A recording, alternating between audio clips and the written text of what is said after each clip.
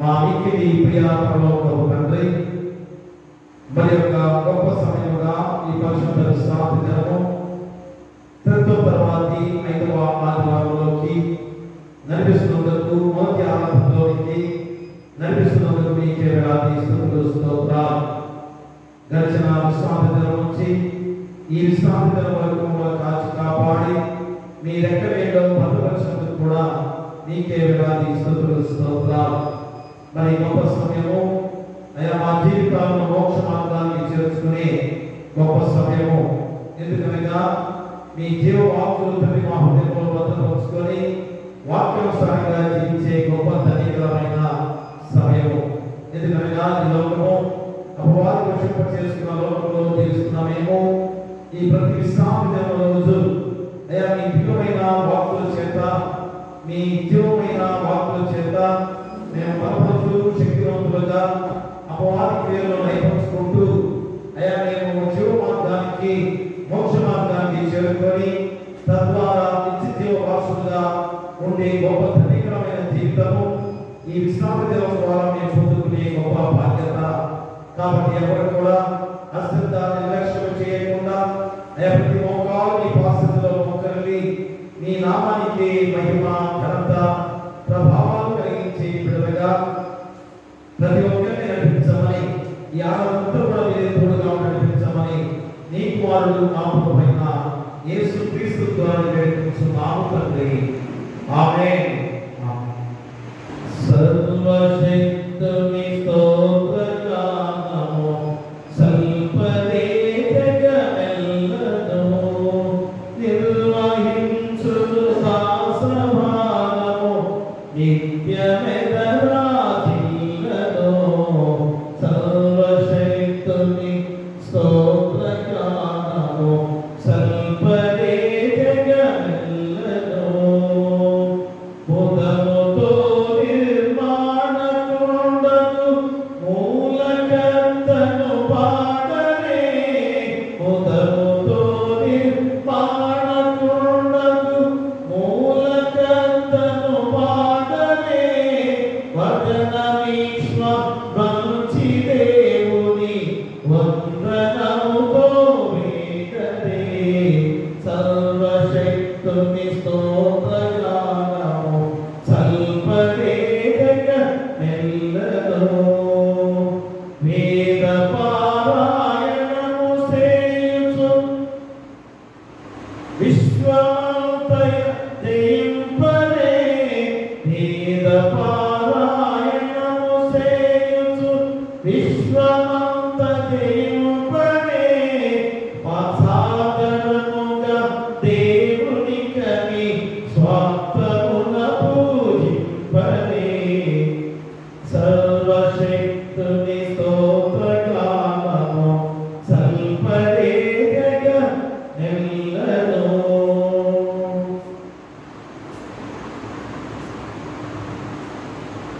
ఎదను విశ్రాంతింపరేషుని హెచ్చుగానుతి చేయనే. ఎదను విశ్రాంతింపరేషుని హెచ్చుగానుతి చేయనే. సర్వమనంబగు భక్తితోని సర్వమాయన కీయదే.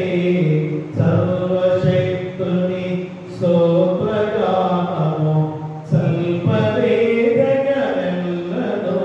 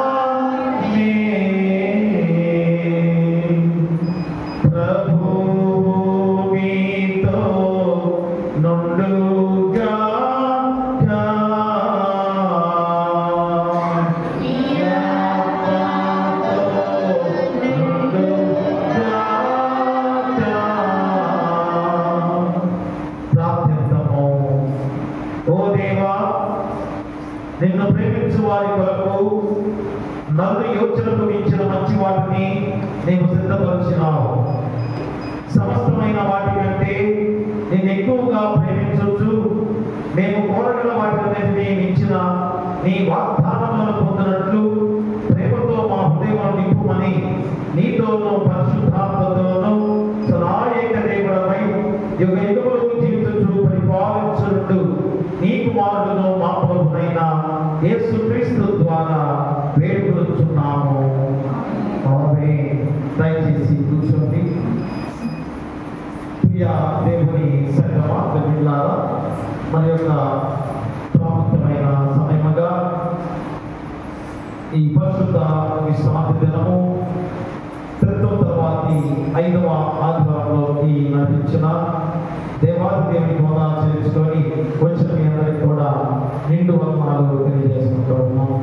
ఈరోజు నడిపించిన లేఖన భాగాలుగా పత్రిక పాఠ్య భాగము పరిశుద్ధులైన పేతురు రాసిన మొదటి పత్రిక, పరిశుద్ధులైన పేతురు రాసిన మొదటి పత్రిక 3వ అధ్యాయము 8 నుంచి 15 వచనాలు.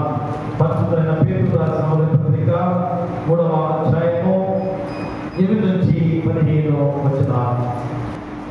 తర్వాత 5వ ఆదివారం వరకు ఏర్పాటు చేయబడిన పత్రిక పాఠ్యభాగము పేతురు గారు రాసిన మొదటి పత్రిక 3వ అధ్యాయం 8వ వచనం నుంచి ఈ విధముగా రాయబడి ఉన్నది. తుదకు మీరందరూ ఏక మనస్కులై ఒకరి సుఖదుఖములందు ఒకరు పాటుపడి సహోదర ప్రేమ గలవారును కరుణాచిత్తులను వినయ మనస్కులై ఉండుడి. ఆశీర్వాదములకు వారసులగుటకు మీరు పిలువబడితే కనుక కీడునకు ప్రతి కీడునైనను దోషణకు ప్రతి దోషణైనను చేయక దీవించుడి. జీవమును ప్రేమించు మంచి దినములు చూడకూడవాడు చెడ్డదాన్ని కొరకకుండా తన నాలుకను కపటపు మాటలు చెప్పకుండా తన పెదవులను కాచుకొనవలెను.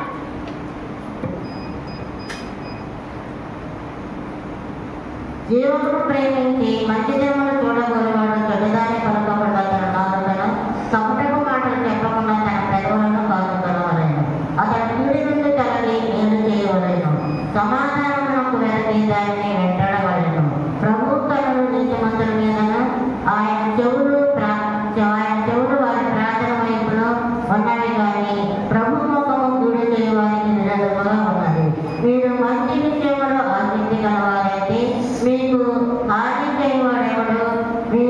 మీరు ఒకవేళ నీతిమంతుని శ్రమపడినను మీరు ధన్యులు. వారు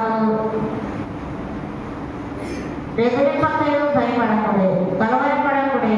నిర్మలమైన మనస్సాక్షి గలవారై మీలో ఉన్న నిరీక్షణ గోచియు మిమ్మల్ని ఏ హేతువులో అడుగు ప్రతి వారికి స్వాస్థ్యంతోనూ భయంతోనూ సమాధానమును చెప్పుటకు ఎల్లప్పుడూ సిద్ధంగా ఉన్నది. మీ హృదయముల యందు క్రీస్తు ప్రభువునకు ప్రతిష్ఠించుడి. అప్పుడు మీరు దేని విషయమును దుర్మార్గమును దూషించదురు. దాని విషయములో క్రీస్తునందు మీ సత్య ప్రవర్తన యందు ఆనందించబడని సిగ్గుపడుడు. దేవుని చిత్తం మూలముగా చేయగలిగిన కీడు చేసి శ్రమ కంటే మేలు చేసి శ్రమపడుట బహు మంచిది. దేవుడి యొక్క వాక్యము దీవించును గాక. హల్లెలూయా, హల్లెలూయా, హల్లెలూయా. అలాగే సువార్త పాఠ్యభాగం నుంచి పరిశుద్ధ లూకా రాసిన సువార్త 5వ అధ్యాయము 1 నుంచి 11 వచనాలు. పరిశుద్ధ లూకా రాసిన సువార్త 5వ అధ్యాయము 1 నుంచి 11 వచనాలు. ఓ ప్రభువా, నీకు మహిమ కలుగును గాక. లూకా సువార్త 5వ అధ్యాయం 1వ వచనం నుంచి రాయబడినది. జన సమూహము దేవుని వాక్యము గురించి ఆయన మీద పడుచుండగా ఆయన గెర్నేసరేతు సరస్సు తీరమున నిలిచి ఆ సరస్సు తీరమునున్న 2 దోణులను చూచెను. జాలరులు వాటిలో నుండి దిగి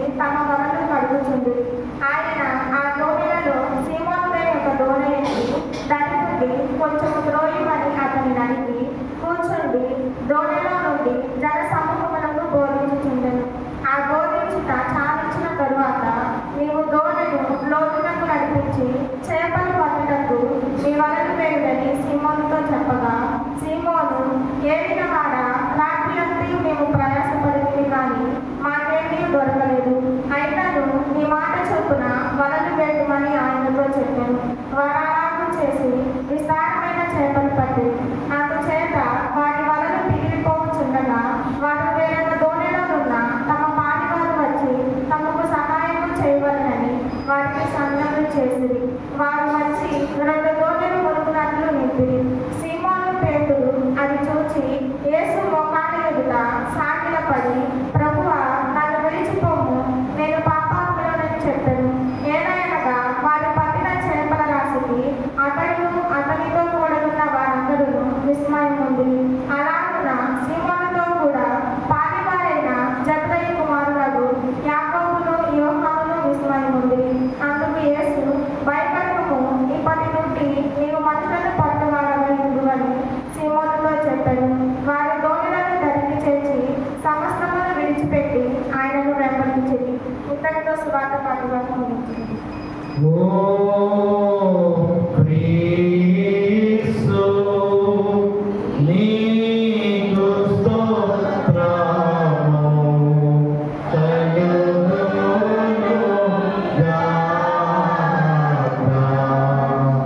అందరం కలిసి అపోస్తల విశ్వాస ప్రమాణం చెప్పుకుందాం. భూమి ఆకాశములను సృజించిన సర్వశక్తి గల తండ్రి నా దేవుని నమ్ముచున్నాను. ఆయన కుమారుడును మన ప్రభువైన యేసుక్రీస్తును నమ్ముచున్నాను. ఈ నా పరిశుద్ధాత్మ వలన గర్భఫలముపడి కన్య నా మరియు పుట్టి పొందులాకు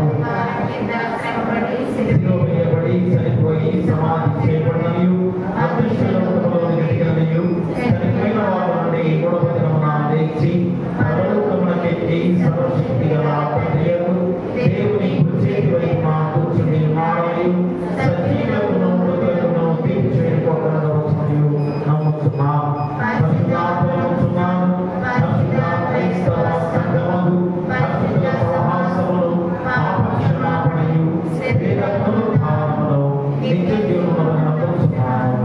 ఆమేన్. 639వ కీర్తన నడిపించున్నాను అనే పదవుతుందా.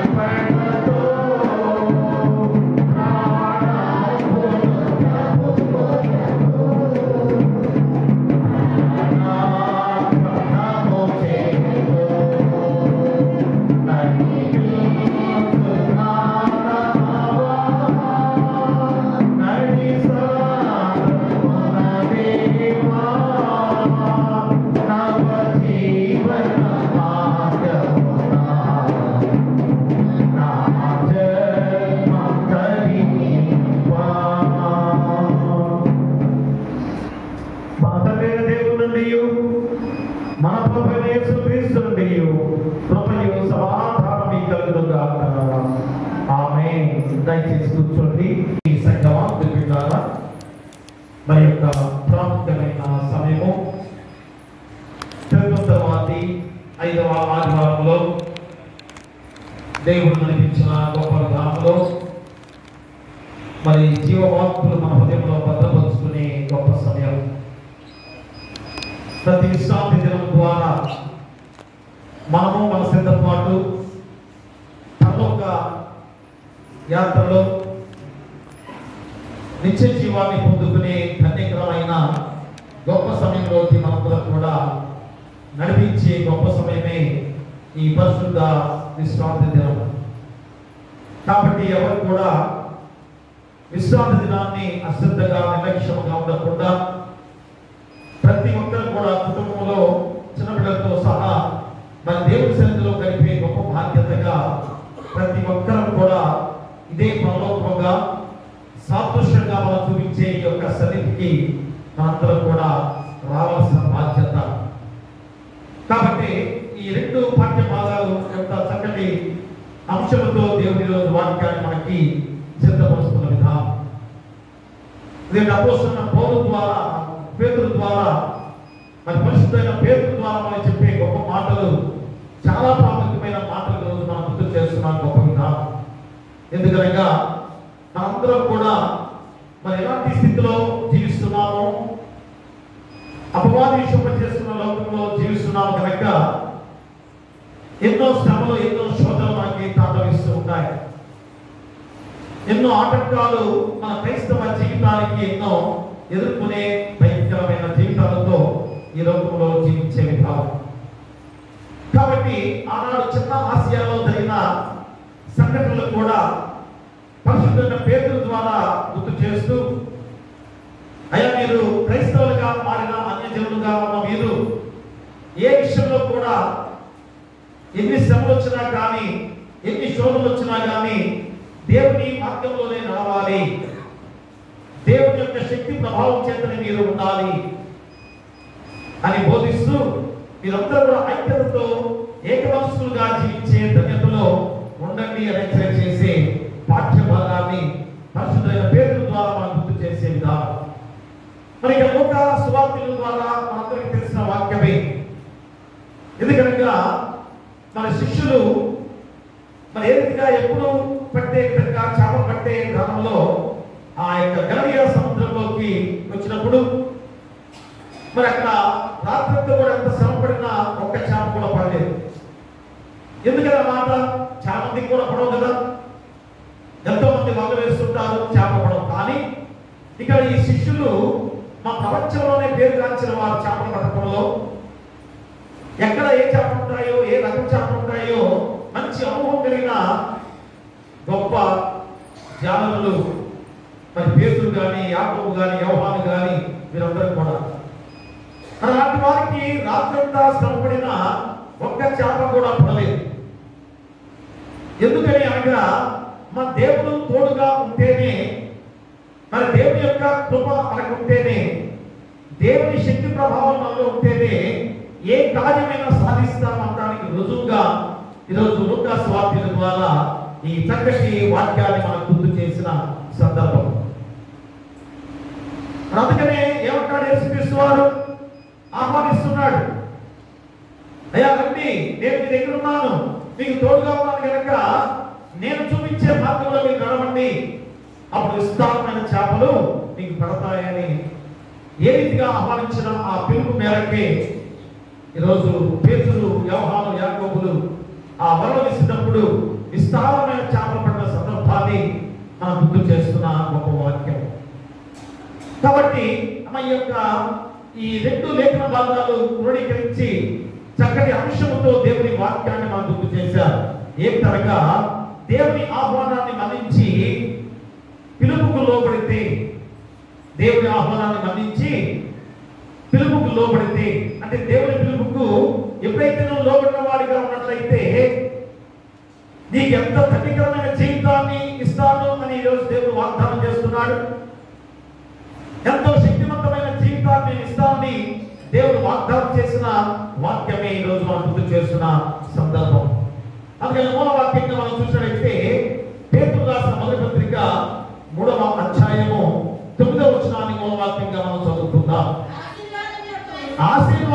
వాగ్దానములకు వారసులవుటకు మీరు పిలువబడితే గనుక కీడుకు ప్రతికీడైనను దూషణకు ప్రతి దూషణైనను చేయక దీవించుడి.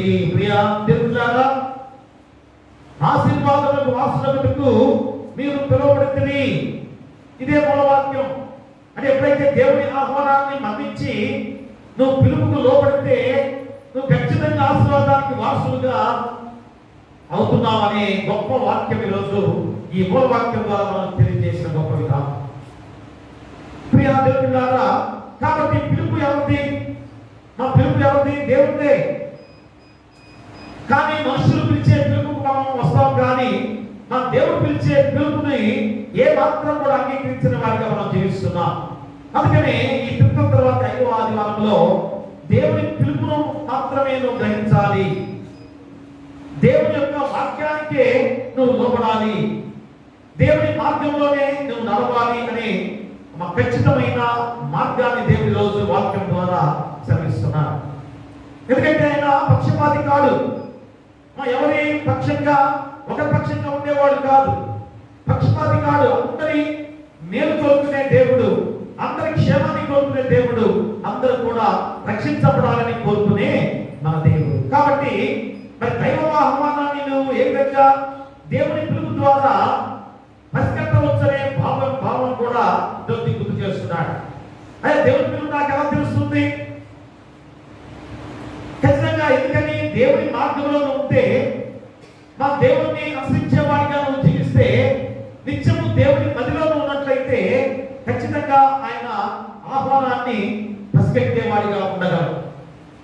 కానీ మన లోక విధానంలో ఈ లోక ఆశలతో, శరీరాశ, నేత్రాశ, జీవముడంతో జీవించేవాడిగా ఉన్నట్లయితే దేవుని పిలుపును ఎక్కడ గ్రహించగలం?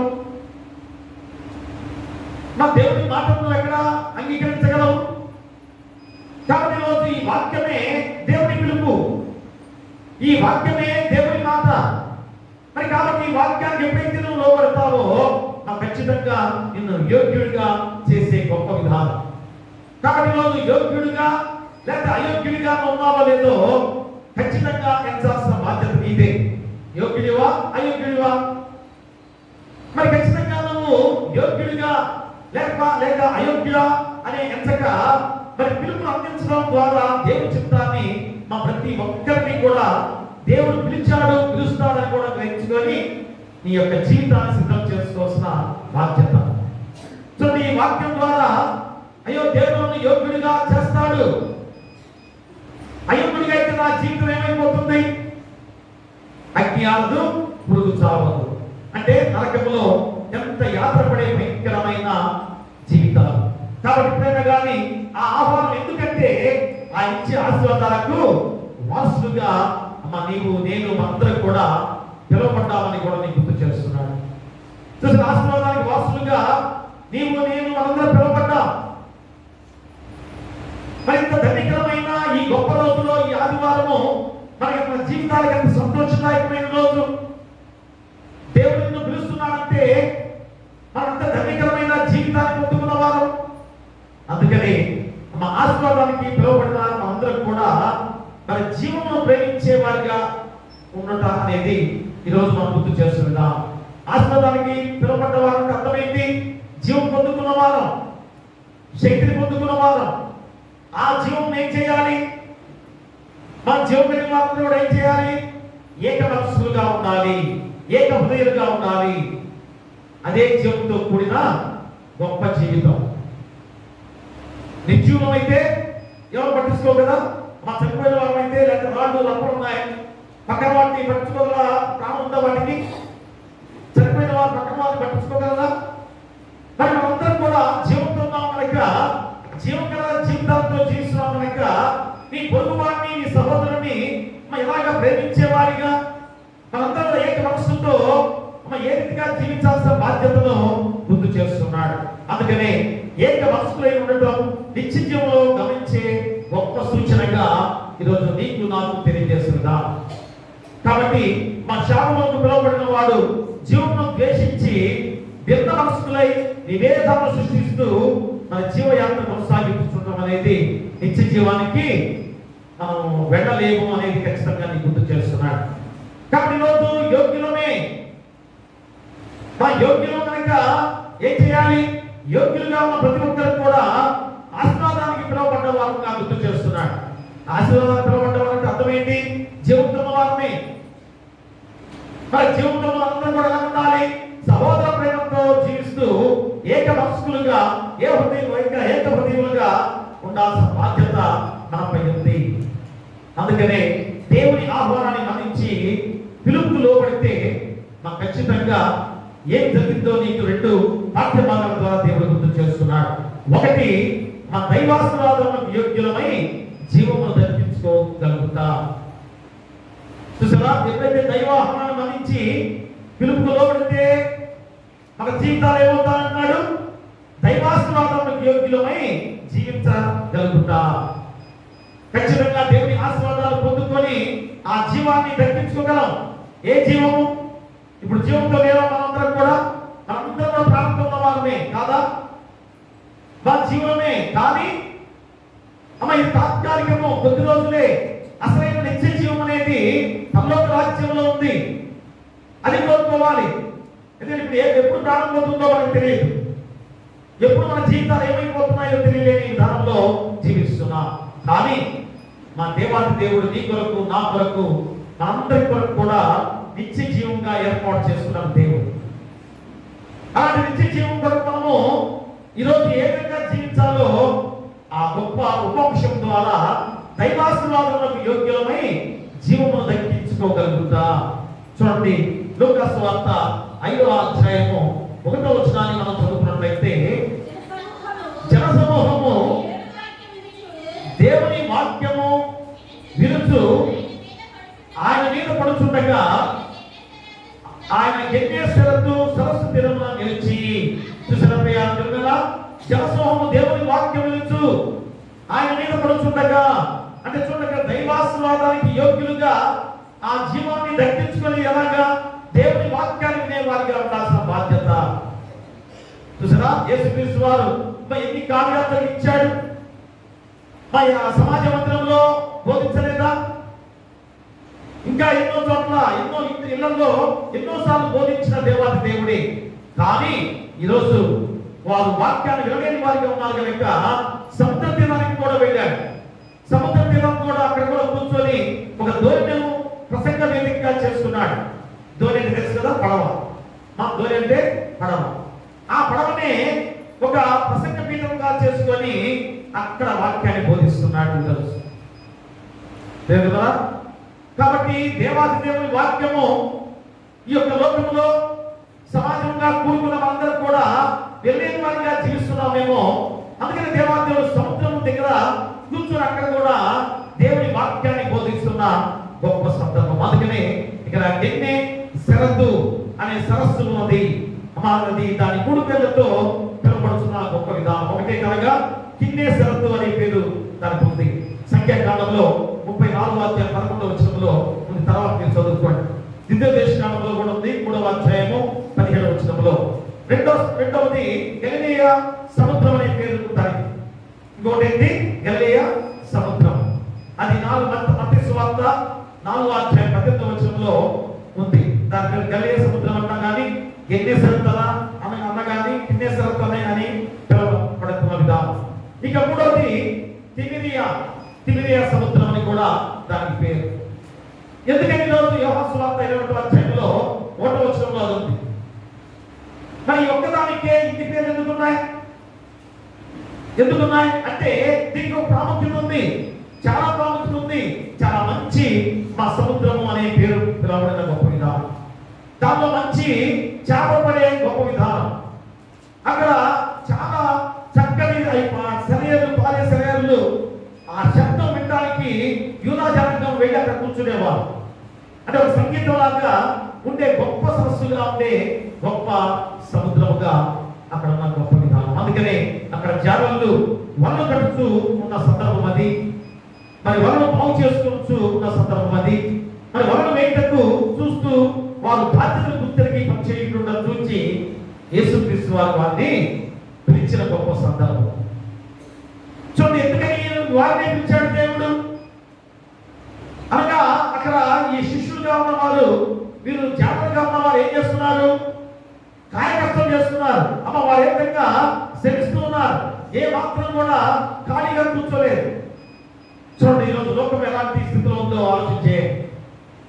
మా వ్యర్థంగా కాలయాపన చేసే చాలా మంది ఈరోజు మనం చూస్తున్నాం. శ్రమించే వారిగా లేకుండా జీవించే వారిగా జీవిస్తున్నారు. అందుకని కదా ఈరోజు రోగాలు, భయంకరమైన రోగాలు సంభవిస్తున్న సందర్భం కూడా. కాబట్టి దేవుడు ఎందుకు వీరిని పిలిచాడు? వారు ఓడుకునలేదు, ఏదో పని చేస్తూ చాలా కష్టజీవులుగా ఉన్న ఆ శిష్యులని యేసుక్రీస్తు వారిగా పిలిచిన సందర్భంలో సీమోను నావ ప్రభువుకు ప్రసంగ వేదికగా అయిన సందర్భాన్ని కూడా ఈ యొక్క వాక్యంలో మనం తెలియజేస్తుంటాం. ఎందుకంటే యేసుక్రీస్తు వారు ఎక్కడంటే కొండ మీద కూర్చున్నాడు, అది పర్వత శిఖరముగా, అది ఒక ప్రసంగ పీఠముగా మారిపోయింది. ఈరోజు ఒక దోణి మీద కూర్చున్నాడు, నా దోణి కూడా ఒక ప్రసంగ పీఠముగా మారిపోయింది. అంటే దేవుని శక్తి అంత గొప్పదో మీకు తెలియజేస్తున్న సందర్భం. కాబట్టి మా చూడండి, ఇక్కడ సీమోను నావ ప్రభువుకు ప్రసంగ వేదికగా మారింది. ఎందుకని మా ఈ సీమోను పేతురు నావే దేవుడు ఎందుకు ఎంచుకున్నాడు? దాన్ని ఒక ప్రసంగ పీఠంగా ఎందుకు ఎంచుకున్నాడు దేవుడు? ప్రియా దేవుడారా, మరి నది ఏమి చూసి సీమోను నావను ఆహ్వానించాడో ఖచ్చితంగా ఈరోజు అందరం కూడా ఆలోచన చేసుకోవాలి. ప్రియమరా, ఎందుకంటే నిన్ను నన్ను మనల్ని కూడా దేవుడు ఆహ్వానించాడు. ఈ లోకంలో నిన్ను సృష్టించాడంటే అర్థమైంది, దేవుడు నిన్ను కూడా ఆహ్వానించిన వాడే. కాబట్టి ప్రియ దేవుడి బిడ్డలారా, ఖచ్చితంగా ఈరోజు ఈ యొక్క సముద్రము అనే దాన్ని దేని గుర్తు చేస్తున్నాడు అనగా, సముద్రాన్ని దేని గుర్తు చేస్తున్నాడు? మానవ జీవితానికి గుర్తుగా సముద్రాన్ని తెలియజేస్తున్నాడు. చూడండి, ప్రతి వాక్యం కూడా, దేవుడు చెప్పే ప్రతి వాక్యం కూడా మన జీవితానికి ముడిపడి చెప్పే వాక్యమే. సముద్రం దేనికి గుర్తు? మన జీవితానికి గుర్తు. మరి వల దేనికి గుర్తు? మా వల దేనికి గుర్తు? వాక్యానికి గుర్తు. అంటే వల సిద్ధం వాక్యాన్ని మీకు అందించి ఉండగా ఆ వల అనే దానిలో, అంటే వాక్యం అనే దానిలో మీరు ఎలాగా చిక్కుకోవాల్సిన బాధ్యతను గుర్తు చేస్తున్న సందర్భం. అందుకని వల వాక్యానికి గుర్తు. మరి దోణి దేనికి గుర్తు? దోణి అనేది ప్రభువుకి, యేసు ప్రభు వారికి గుర్తుగా ఉంది. మన దేవునికి గుర్తుగా దోణి ఉంది. మరి నాలుగోది చేపలు దేనికి గుర్తు? ప్రజలకు గుర్తుగా ఉంది. చూసారా, సముద్రం దేనికి గుర్తమ్మా? మన జీవితానికి గుర్తు. వల దేనికి గుర్తు? వాక్యానికి గుర్తు. దోణి దేనికి గుర్తు? ప్రభు వారికి, యేసుక్రీస్తు వారికి గుర్తుగా ఉంది. చేపలు మనకి మనుషులుగా, ప్రజలకు గుర్తుగా ఉంది. చూసారా, అంటే సముద్రం అనే జీవితంలో ఆటుపోట్లు మనందరూ తెలుసు కదా. మా సముద్రంలో ఎన్ని ఆటుపోట్లు వస్తుంటాయి, ఉమ్మెత్తులు లేస్తాయి, మండలా వెనక్కిపోతుంది. మండలా ముందుకు వచ్చి ఒక్కసారి కొట్టుకుంటూ అందరూ కూడా చాలా మంది తెలుసు సముద్రంలో ఆ అలల మధ్య ఆట ఆడుకునే వారి అందరూ కూడా కదా. అలాంటి ఆటుపోట్లు సముద్రంలో ప్రత్యేకంగా వస్తున్న కారణమే. అందుకనే జీవితానికి గుర్తుగా మరి ఈరోజు మన జీవితాల్లో కూడా అలాంటి ఆటుపోట్లు ప్రతిరోజు వస్తున్నాయి. ఏదో ఒక శ్రమ, ఏదో ఒక శోధన వస్తుందా? రాలేదా? ఖచ్చితంగా వస్తాయి. చూడండి, అందుకనే మరి ఇక్కడ మానవ జీవితంలో శ్రమలు, శోధన రాకుండా ఉండాలంటే ఏం చేయాలి? వల అనే వాక్యం ద్వారా మా దోణి అనే ప్రభువులోకి మా ఖచ్చితంగా చేపలు అనే ప్రజలు రావటము అనగా ఆహ్వానించబడే గొప్ప విధానం. కాబట్టి ఈరోజు వల అనగా వాక్యాన్ని మీకు విసురుతున్న దేవాది దేవుడు ఆ దోణి మీద కూర్చొని వాక్యాన్ని బోధిస్తున్న గొప్ప సందర్భంలో అక్కడ ఉన్న ప్రజలందరూ కూడా ఆ దోణిలో ఎక్కిన సందర్భం, ఆ దోణిలో ఎక్కిన సందర్భం. అందుకనే నీ తెలివి, నీ బలము, నీ హోదా అది నా గొప్పతనం అనుకుని మనందరూ కూడా ఒక్కసారి ఆలోచన చేసుకోవాలి. అయ్యో, నేను గొప్పవాడిని, నేను తెలివిగలవాడిని, నేను ఎంతో ఐశ్వర్యవంతుణ్ణి, ధనవంతుణ్ణి విర్రవీగుతూ లోకంలో మనం జీవిస్తున్నామేమో. కానీ దేవుడు నీకు తోడుగా లేకపోతే, మా దేవుని కృప కనుక నీకు లేకపోతే ఏ కార్యం కూడా నువ్వు చేయలేవు. మా ఏ పని కూడా నీకు సాధ్యం కాదు. అది ఈరోజు మనకు తెలియజేస్తున్న గొప్ప విధానం. అందుకనే ఏమి ప్రయోజనం లేదు అని ఎందుకు గుర్తు చేస్తున్నాడు అనగా, నీ చేతిలో నీకు లాభం అని వాటికి ప్రభు వాడుకోవడానికి ఇష్టపడుతున్నాడు. నీ చేతి ద్వారా నువ్వు లాభం పొందలేని జీవిత విధానంలో మనం జీవిస్తున్నాం. అయ్యో, నేను ఎంత ఖర్చు పెట్టినా కానీ నాకు లాభం లేదు, నేను ఎంత ఖర్చు పెట్టినా కానీ నేను లాభం లేకుండా నా జీవితం ఉంది, నేను అంత ప్రయాసపడినా కానీ నాకు లాభం లేకుండా పోయింది అనే మా భావన మనందరి జీవితాల్లో ఏదో ఒక రోజు తొమ్మిది కదా. ఎంతో నష్టపోయాము అనే భావన, ఎంతో నష్టపోయామనే భావన కూడా మన జీవితాల్లో ఉండేది. కానీ ఎందుకు నష్టపోతున్నాం? ఎందుకు లాభం లేకుండా పోతుంది? ఎందుకు మన జీవితాలు ఇంత ప్రయాసపడి ఏమి సాధ్యం కాక పోతూ జీవిస్తున్నామంటే యేసు ప్రభు వారిని అనగా దేవుని మనలో లేకుండా చేసుకుంటున్నాము. నా తెలివి, నా సామర్థ్యము, నేనే అనే యొక్క గర్వమైన జీవిత విధానాల్లో మనం జీవిస్తున్నాం. కాబట్టి దేవుని శక్తి లేనిదే ఏమి సాధ్యం కాదు. మన దేవుని కృప లేనిదే ఏమి చేయజాలను అదే గుర్తు చేస్తున్నాడు. అందుకనే మా సారపతి విధవరాలు, అయ్యో నా జీవితం ఏమైపోతుంది, భయంకరమైన కరువు సంభవించింది, భయంకరమైన కరువు వచ్చింది కనుక నేను నా దగ్గర కొద్దిగా పిండి ఉంది, కొద్దిగా నూనె ఉంది, అది నేను సిద్ధం చేసుకొని ఈ రోజు రేపు నా ప్రాణం పోతుంది అనే ఆలోచన కదా అందరికీ సారపతి విధవరాల విషయంలో చూసారా. మరి సారపతి విధవరాలని ఎందుకని ఏలియాను సారపతి విధవరాల దగ్గర పంపించాడు? అడవిలో కట్టెలు ఏరుకుంటున్న సమయంలో, మా కట్టెలు ఏరుకుంటున్న సందర్భంలో ఏలియా అనే దైవజనుడిని, ప్రవక్తని ఆ సారపతి విధవరాల దగ్గరికి పంపించాడు. ఎంత గొప్ప ప్రవక్త! అమ్మ, ఈ కరువు సమయంలో ఆ ప్రవక్తనికి దేవాది దేవుడే కాకితో మాంసాన్ని పంపించాడు. అమ్మ, చక్కటి నదిలో ప్రవహించే నీరు తాగుతున్నాడు. కానీ కరువు ద్వారా ఆ నీరు ఎండిపోయింది. మరి ఎలాగా మనిషి జీవించాలి? కాబట్టి ఏలియా, నువ్వు వెళ్ళి అక్కడ సారపతి విధవరాలు ఉంది, అక్కడికి వెళ్ళు, నీకు ఆహారము అక్కడ నీకు దొరుకుతుంది. ఒక విధవరాలు, ఆమె దగ్గర ఏం దొరుకుతుంది కదా? మనం ఆలోచన చేసుకుంటే మా విధవరాల దగ్గర ఏం దొరుకుతుంది? కానీ దేవుని శక్తి ముందు ఎలాంటి దాన్నైనా కానీ సాధ్యం చేసే దేవుడు నీకు తోడుగా ఉండే గొప్ప విధానం. కాబట్టి ఇక్కడ సారపతి విధవరాల విషయంలో మా దేవుడు ఎంత గొప్ప ప్రభుత్వం ఇచ్చిన దానిలో ఏలియా వచ్చి అక్కడికి, అమ్మ నాకు ఆకలి ముందు దాహానికి నీళ్ళు అన్నాడు. ఆ వెంటనే లేచి ఇంటికి వెళ్ళి నీళ్ళు వెళ్దామని లేచి వెళ్ళిపోతుండగా అమ్మ నాకు ఒక అప్పాన్ని కూడా చేసి తీసుకురా అని చెప్పాడు. ఒక్కసారి మనసు హృదయం ఎంత వేదన పడిందో కదా. అయ్యో ఇదేంటి అంటే అందులో ఉన్న గొప్ప గుణం ఏంటి? ఎవరైనా కానీ అయినా కానీ సహాయం చేసే గొప్ప గుణము సారపతి విధవరాల్లో ఉంది. అందుకని దేవుడు ఆ విధవరాలు ఎంచుకున్నాడు. మా దేవుడు ఎందుకు ఎంచుకుంటాడు ఒకసారి ఆలోచించేయండి. సారపతి విధవరాలు ఎందుకు ఎంచుకున్నాడు? ఇదిగో అడవిలో ఉన్న ఆమె ఒక ఎవరో దాటిపోయే అతను వచ్చి నాకు దాహానికి నీళ్ళు ఇవ్వమని చెప్పేసి అన్నాడు. వెంటనే లేచి చూడడానికి పరిగెత్తు ప్రయాణమైంది. దేవుడిలారా సో లేచి వెళ్ళి ఇవ్వడానికి సిద్ధపడింది. అలాంటి సందర్భంలో ఏలియా ఇంకొక మాట అడిగాడు. ఏమని? అమ్మ నాకు ఆకలి వస్తుంది, ఒక అప్పాన్ని కూడా తీసుకున్నసరికి అమ్మ అంతకుముందు ఏమని ఆలోచన చేసింది? గుప్పెడి పిండి ఉంది, కొద్దిగా నూనె ఉంది, అయ్యా నా కుమారుడికి చేసుకొని ఇక రేపు మా ప్రాణం ఏమైపోతుందో అన్న ఆలోచనతో దిగుతో నిరాశతో జీవించిన ఆ సారపతి విధవరాల విషయంలో మా దేవాది దేవుడు చూపించిన కరుణ, జాలి, దయ ఎంత గొప్పదో. అమ్మ ఏలియా ఏ విధంగా అడిగారమ్మ, నేను చెప్పినట్లు నువ్వు చెయ్యి అనే మాటకి ఎప్పుడైతే ఆ పిలుపుకు లోబడిందో అమ్మ అప్పాన్ని తీసుకొచ్చింది. బిడ్డ కన్నా ముందు దేవునికే అర్పించింది. మా బిడ్డ కన్నా ముందు దేవునికి అర్పించుకుంది. మా వెంటనే ఏమైపోయింది? ఆ తొట్టిలో ఉన్న పిండి తరిగిపోలేదు, నూనెలో ఉన్న గుడిలో ఉన్న నూనె తరిగిపోలేదు. కరువంతా కూడా మా కరువంతా కూడా ఆ తొట్టిలో ఉన్న పిండి తరిగిపోలేదు, గుడిలో ఉన్న నూనె తరిగిపోలేదు. కాబట్టి మరి సారపతి విధవరాలు దేవునికి ఎలాగా భక్తితో కూడిన జీవితం కలిగిన జీవితము.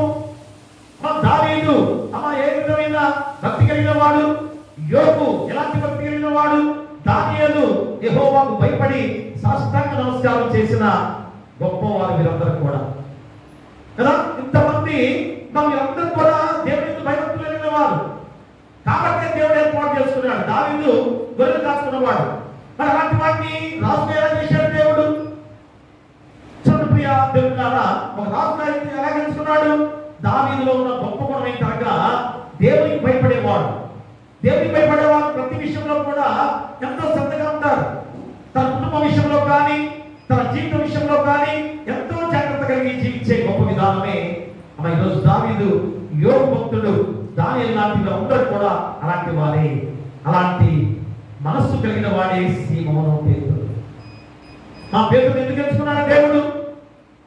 పేతురు నావ మీద ఎందుకు కూర్చొని ప్రసంగా వేదికగా చేస్తున్నాడు అంటే మా పేతురులో ఉన్న లక్షణం కూడా అదే. పేతురు యొక్క మనస్సు కూడా అలాంటిదే. కాబట్టి మరి అలాంటి మనస్సు కలిగినప్పుడు రాత్రంతా శ్రమపడిన ఫలితం శూన్యం. కానీ ప్రభు మాటను పేతురు విశ్వసించిన గొప్ప విధానము. రాత్రంతయు శ్రమపడినా రాలేదు ప్రభు జయము, రహదారులు ఎదగినను రాదాయను ప్రతిఫలము.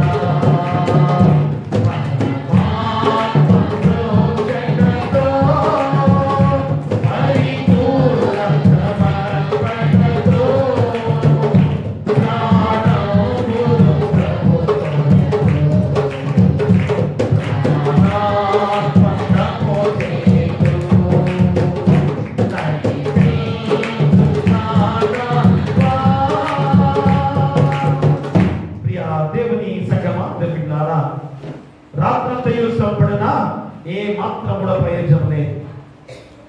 ఎందుకని మన దేవుని శక్తి పొందుకోకుండా మనం ఏ కార్యము చేయడానికి సిద్ధపడినా ఆ కార్యము సఫలము కాదు అని ఖచ్చితంగా చెబుతున్నా విధానం. అందుకని పేతురు ఎంత గొప్పవాడిగా ఈరోజు ఉన్నాడు అనగా మా రాత్రంతా శ్రమపడ్డారు, ఒక్క చేప పడలేదు. ఎంత నైపుణ్యం కలిగిన వాడు, ఏ చేప ఎక్కడుందో, ఎలాంటి చేపలు పడతాయో అట్టే పసిగట్టి చెప్పే శక్తివంతుడు పేతురు. అలాంటి పేతురుకి రాత్రంతా వల వేసినా కూడా ఒక్క చేప పడలేదు. పగటి పూట వచ్చేస్తుంది, మా సూర్య కిరణాలు రాబోతున్నాయి. ఆ సమయంలో యేసుక్రీస్తు వారు మాకు వచ్చాడు, ధోని ఎక్కాడు, పదండి లోనకి వెళ్దామని చెప్పేసి తీసుకెళ్ళాడు. అప్పుడు ఏమనాలి? అయ్యా రాత్రంతా శ్రమపడ్డాం, నిద్ర లేకుండా మేము చేపలు పట్టడానికి ప్రయత్నం చేశాం, ఒక్క చేప పడలేదు. ఇప్పుడు పగలకుండా అస్సలు 11 వరకు చేపలు, మా రాత్రి పూట ఆ సైలెంట్ గా ఉన్న సమయంలోనే చేపలు పొందుతూ ఉంటాయి. మా అందుకని సముద్రంలోకి రాత్రి సమయాల్లో వెళ్ళి వాళ్ళు బట్టి చేప పట్టుకుని వస్తుంటారు. మా పగల అసలు అలాంటి సమయంలో మా యేసుక్రీస్తు వారి మాటని విశ్వసించిన పేతురు చూడండి, if you say so we will try again అంటే మీరు చెబితే మళ్ళా ప్రయత్నిస్తా. చూసారా పేతురు ఉన్న గొప్ప గుణం ఏంటి? If you say so we will try again, ఖచ్చితంగా మీరు చెబితే నేను ఖచ్చితంగా వల వేస్తానని తీర్మానం చేసుకున్నాడు. యేసుక్రీస్తు వారి మాటకి లోబడ్డాడు, మన పిలుపును అంగీకరించాడు. అంగీకరించి ఏం చేశాడంటే ఆ చేప వలను విసిరాడు. మా విసిరిన ఆ వలలో ఎన్ని చేపలు, గొప్ప గొప్ప చేపలు, గొప్ప గొప్ప చేపలు, వలమంతా కూడా పీలిపోయేంత చేపలు పడిన సందర్భాన్ని మనం గుర్తు చేస్తున్నాడు. అంటే దేవుడి సృష్టి అంతా కూడా అద్భుతాలతో నిండి ఉన్న సందర్భాన్ని మనం మర్చిపోతున్నాం. మా దేవుడు ప్రతి వారికి కూడా ఏదో ఒక అద్భుతంగా దేవుడు మనల్ని ఏర్పాటు చేసుకొని దానికి అనుగుణంగా మనల్ని ఏర్పాటు చేసుకున్న దేవాది దేవుడు. అంటే ఈ సృష్టి అంతా కూడా ఎన్నో అద్భుతాలతో కూడిన జీవితాలతో ఈరోజు మన జీవితాన్ని సిద్ధపరుచుకున్నాడు. అంటే ఖచ్చితంగా దేవుడి సృష్టి అంతా అద్భుతాలతో ఉండి ఉంది. మనం చూసే కన్నులు ఏ విధంగా మరి నీకు కనబడే విధంగా నువ్వు చేసుకోలేకపోతున్నావే, కానీ నీ చూసే కన్నులు దేవుని దృష్టితో నువ్వు చూసినట్లయితే, మా దేవుని శక్తితో నువ్వు చూసినట్లయితే ఆ అద్భుతం నీకు ఖచ్చితంగా కనబడుతుంది.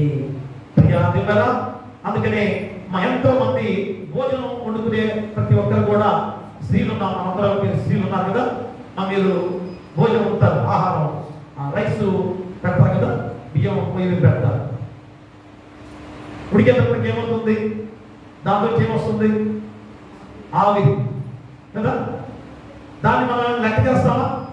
అవి ఉడికేటప్పుడు ఆవిరి మామూలుగా వస్తుందని చెప్పేసి అందరం కూడా దాన్ని తేలిగ్గా తీసుకుంటాం, ఆలోచన చేయం. కానీ మా జేమ్స్ వాట్ అనే శాస్త్రజ్ఞుడు ఏం చేశాడు? ఈ ఆవిరితో నేను ఇంజన్ రైలు తయారు చేయాలి, ఒక ఇంజన్ ని ఏ విధంగా ఆవిరితో ప్రయాణం చేసే విధంగా ఆలోచన చూసారు. ఆ చూసే కన్నులు మా దాని మీద ఎలాగా ప్రభావం చూపించేది తెలుసా? వెంటనే దాని ద్వారా రైలు ఇంజన్ ని తయారు చేసిన జేమ్స్ వాట్. ఈరోజు మనందరం ఇప్పుడు కూడా ఆవిరి చూస్తాం, ఏమిటి అనుకుంటాం కదా. ఆ ఆవిరి ద్వారా ఏమవుతుంది? మూత పైకి తప్పుతుంది కదా. వెంటనే ఏం చేస్తారు? మూతను తీసి పెడతారు. అమ్మ ఆవిరి పైకి తప్పుతుంటే ఆ మూత పైకి ఎగురుతూ ఉంటుంది కదా. అది గమనించాడు. అంటే మనం చూసే కన్నులకి ఖచ్చితంగా దేవుని దృష్టిలో చూస్తే గొప్ప అద్భుతమైన కార్యము జేమ్స్ వాట్ అనే శాస్త్రజ్ఞుడి ద్వారా చూసాం. ఇంకా ఐజాక్ న్యూటన్ కూడా ఈరోజు మనం గుర్తు చేసుకుంటే, ఒక రోజు యాపిల్ చెట్టు కింద పండుకున్నాడు ఐజాక్ న్యూటన్. మా పైన చెట్టు నుంచి ఏర్పడింది, యాపిల్ పండు రాళ్ళ కింద పడింది. మనం అనుకుంటా అబ్బా చక్కగా యాపిల్ పండు చేతితో కోసుకోకుండా అదే కింద పడిందని గమగా తీసుకుని తింటాం కదా. కానీ ఐజాక్ న్యూటన్ ఆలోచన చేశాడు, అయ్యేంటి పై చెట్టు నుంచి కింద పడిన పట్టం ఏంటి? పై పోవచ్చు కదా, కింద ఎందుకు పడాలి? చూడండి, అతను చూసే కన్నులు ఎంతగా అద్భుతమైన కార్యం వరకు ఎలాగ నడిపించాయనగా దేవుని శక్తితో చూచిన వారు. మా జేమ్స్ వాట్ కానీ ఐజాక్ న్యూటన్ కానీ ఇంకా చాలా మంది శాస్త్రజ్ఞులందరూ కూడా బహుమతులు వాళ్ళు కూడా మా ప్రతి ఒక్కరు కూడా క్రైస్తవులే మళ్ళా మర్చిపోతుంది. అందరూ కూడా ప్రపంచం పెద్ద పెద్ద ప్రతిది కూడా కనుకుంది కూడా ప్రతి ఒక్కరు కూడా క్రైస్తవులే. కానీ ఈరోజు ఆ క్రైస్తవుని హీనంగా చూసే సమాజంగా లోకము ఎలా ఉందో ఒకసారి ఆలోచించేది. మా వెంటనే ఐజాక్ న్యూటన్ ఏం చేశాడు? ఆ యొక్క యాపిల్ కింద పట్టడం ఏంటి అని దాని మీద చాలాసేపు ప్రయోగం చేశాడు. వెంటనే కాదు, ఆయన పైకి చేస్తున్నాడు, రాయి పైకి కింద పడుతుంది, మనిషి పై నుంచి ఇంటికి దూకితే కిందకి వస్తున్నాడు. ఏమిటని ఆలోచన చేస్తే ఈ భూమికి ఏముంది? గురుత్వాకర్షణ శక్తి ఉంది. భూమికి ఏముందమ్మా? గురుత్వాకర్షణ శక్తి ఉందని తెలుసుకున్నాడు. కాబట్టి ఈ భూమి మీద మనం ఎలాగ నడవగలుగుతున్నాం? మా భూమి మీద మనం నడుస్తున్నాం అర్థం ఏంటి?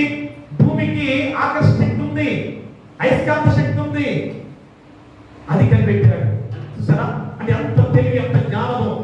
ఆ జ్ఞానము దేవుడు ఏ విధంగా గొప్ప విధానమే, అద్భుతమైన కార్యము ఎలాగ చేశాడో ఈరోజు మనందరికీ తెలియజేసే గొప్ప విధానం. కాబట్టి ప్రియ దేవులారా, మరి ఈరోజు రాత్రంతా శ్రమ పనిపలేదు కదా. మరి కాబట్టి మరి ఈరోజు దేవుని మాటను అంగీకరించిన మరి పేతులు మరి ఏ విధంగా చూసారా, ఆ పగటి పూట వల విసిరాడు. ఆ వల విసిన వలకి విస్తారమైన చేపలు పడి వల మిగిలినంత చేపలు పడ్డాయి కదా. వెంటనే ఏం చేశారు పేతులు? పక్కన వాళ్ళందరూ కూడా అయ్యా రండి రండి రండి, చేపలు చాలా పడుతున్నాయి, వలలో ఎన్నో చేపలు పడ్డాయి కనుక ఈ వల నేను లాగలేకపోతున్నానని అందరూ పిలిచి, అంటే ఐక్యత, సమిష్టి, ఐక్యత, ఏక మనస్సు, ఏక హృదయం అనేది దానిలో తాండవించే గొప్ప విధానం చూసారా. అంటే క్రైస్తవంలో దేవుని మాట వినే వారిలో, దేవుని యొక్క వాక్యాన్ని గ్రహించే వారిలో ఐక్యత, ఏక మనస్సు, ఏక హృదయము కలిగి జీవించే గొప్ప విధానం. కాబట్టి ప్రియ దేవులారా, ఈరోజు నీ మాట చొప్పున నెరవేరుస్తామని మన పేతులు ఎలాగా దైవాజ్ఞానుసారమైన జీవితము ఫలవంతముగానే గుర్తించాడు కనుకనే మాకు ఖచ్చితంగా ఆ పిలుపు ద్వారా ఎంతగా దక్కించుకున్న గొప్ప జీవితము ప్రియ దేవులారా.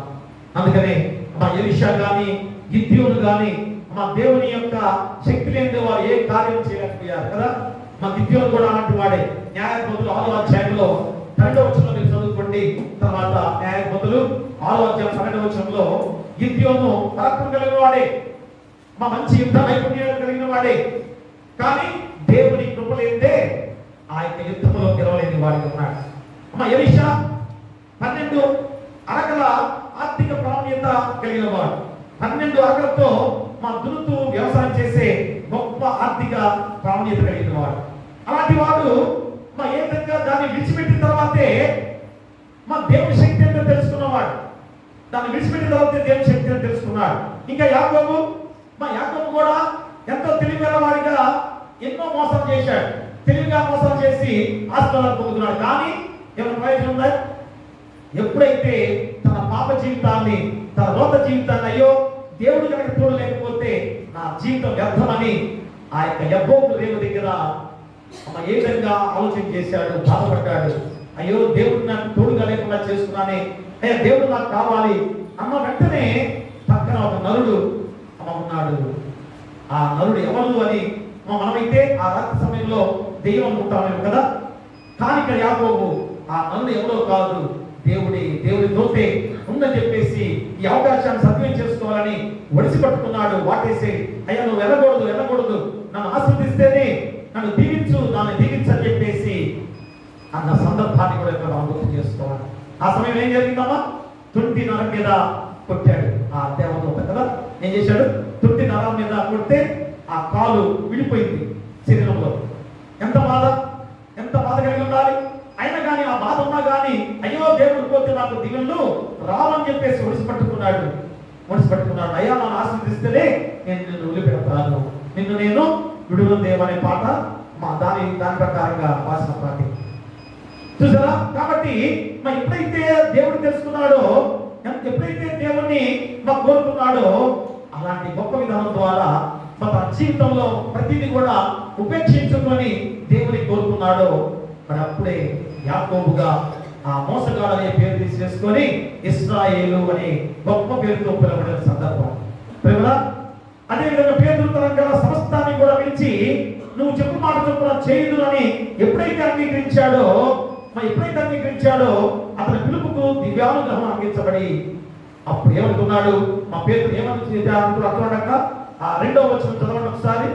ఆ సరస్సు తీరంలో ఉన్న 2 దోణులను చూచెను.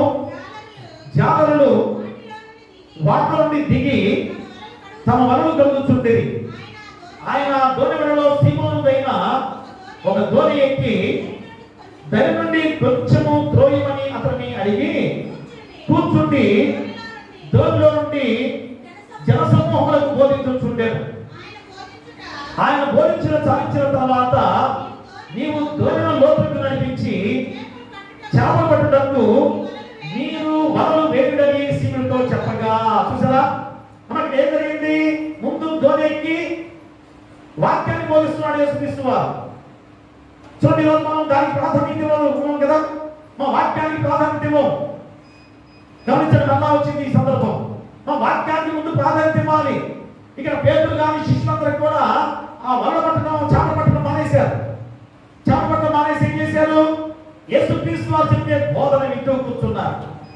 కూర్చున్న తర్వాత అమ్మ పదండి అని యేసుక్రీస్తు వారి నావల్ని లోతుకి పదండి తీసుకెళ్ళండి అని చెప్పేసరికి దిగ్భ్రాంతి చెందారు. అయినా కానీ యేసుక్రీస్తు వారి మాటను అంగీకరించారు కనుక లోతుకి నడిపించారు. ఏంటి వాళ్ళు అని చెప్పేసరికి ఆ మాటను స్వీకరించారు, ఆ పిలుపును అంగీకరించారు, వాళ్ళు వేశారు. అయ్యా నువ్వు చెప్తే మేము వల్ల వేస్తామని మా ఎలాగా అంగీకరించి వేశాడో అదే జరిగిన గొప్ప కార్యమే. అదే చెబుతున్నాడు అక్కడ.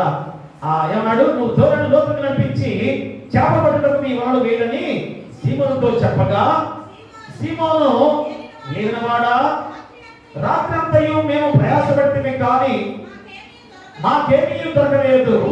అయినను నీ మాట చొప్పున వలలు వేతులని ఆయనతో చెప్పాను. వలలాగు చేసి విస్తారమైన చేపలు పట్టింది. అందుచేత వారి వలలు పిగిలిపోతుండగా వారు వేరొక దొండలో ఉన్న తమ పారివారు వచ్చి తమకు సహాయం చేయవలనని వారికి సంజ్ఞలు చేసిరి. వారు వచ్చి 2 గ్రైముల ఉన్నట్టు నింపిరి. సీమోను పేతురు అది చూచి యేసు మోకాళ్ళ ఎదుట సాగిలపడి, ప్రభువా నన్ను విడిచిపోము, నేను పాపాత్ముడని చెప్పాను. ప్రియుడా, అది ఈరోజు మనం గ్రహించుకోవాల్సిన గొప్ప మాట. అదే నేను పాపాత్ముడని. చూసారా, దేవుని శక్తి ముందు దేవుని యొక్క వాక్యాన్ని గ్రహించిన పేతురు ఖచ్చితంగా నేను పాపాత్ముడని గ్రహించాడు. ఈరోజు మనం గ్రహిస్తున్నామా? మా పేతుల్లో జరిగిన గొప్ప కార్యము పరిపూర్ణంగా నేను పాపాత్ముడని ఒప్పుకున్నాడు. ఎలాంటి పాపము? ఏదో అప్పుడేదో చేపలు పడలేదు కాబట్టి, ఆ రాత్రంతా కూడా వదిలేస్తే చేపలు పడలేదు కాబట్టి అది నేను పాపాత్ముడని కాదు. మా జన్మతః నేను పాపాత్ముడని, తల్లి గర్భం నుంచి పుట్టిన మొదలుకొని నేను పాపాత్ముడు కనుక ఆ పాపాన్ని తీసివేసుకుని ఆ సందర్భం ఈరోజు గుర్తు చేస్తున్న విధానం ప్రియమరా. అందుకని ఇక్కడ పరలోకపు తాళపు చెవిని పేతురుకి అప్పగించిన గొప్ప సందర్భం. ఎందుకంటే పరిపూర్ణంగా మారిపోయాడు, మా పరిపూర్ణంగా దేవుళ్ళకి వచ్చాడు. కాబట్టి పరలోకపు తాళపు చెవినే పేతురుకి అప్పగించాడంటే ఎంత ధన్యత. కాబట్టి దేవుడు ఈ సృష్టిలో ఎంత అద్భుతాన్ని నీ కొరకు నా కొరకు సిద్ధపరిచాడో నువ్వు చూసే కన్ను ద్వారా అవి నీకు కనపడతాయి. కానీ ఈ లోక ఆశలతో ఈ లోక వైపు నువ్వు చూసే కన్నులు నీకేం కనిపిస్తాయి? పాపమే కనిపిస్తుంది, శాపమే కనిపిస్తుంది. కానీ మా దేవుడు సృష్టించిన అద్భుతాలు కనబడతాయా? దేవుడు చేసిన అద్భుతమైన విధానం నీకు కనబడుతుందా? ఈరోజు అదే అవి ఇక్కడ పేతురుకి కనిపించిన గొప్ప సందర్భంలో చేపలు రాశిని చూచి నేను పాపిని, నన్ను విడిచిపోమని ప్రాధేయపడతాడు. మా విడిచిపోవడానికి కారణము తన ఉనికి వల్ల తన తండ్రికి అవమానం కలుగుతుంది అన్న భయము, భయభక్తులతో కూడిన జీవితం. అయ్యో నా దేవునికి అవమానము, నా ద్వారా దేవుని అవమానపరుచుకుంటున్నానేమో మనం అనుకుంటున్నామా? ఈరోజు మా ఇంట్లో పాప జీవితంలో నేను జీవిస్తున్నామా? మా ఇన్ని రోజులు క్రైస్తవ్యంలో దేవుని ఆరాధిస్తూ మన జీవితాలు ముందుకు సాగుతూ కూడా అయ్యా నేను పాపిని అని గ్రహించేవాడిగా జీవిస్తున్నావా? పేతురు గ్రహించాడు కనుకనే ఎంత గొప్ప జీవితంలోకి ముందుకు సాగాడు. అలాంటి వారు ఎంతమంది కదా. దావీదు నాకు యోగు మంచి జీవితాన్ని గురించి మనం చెప్పాము.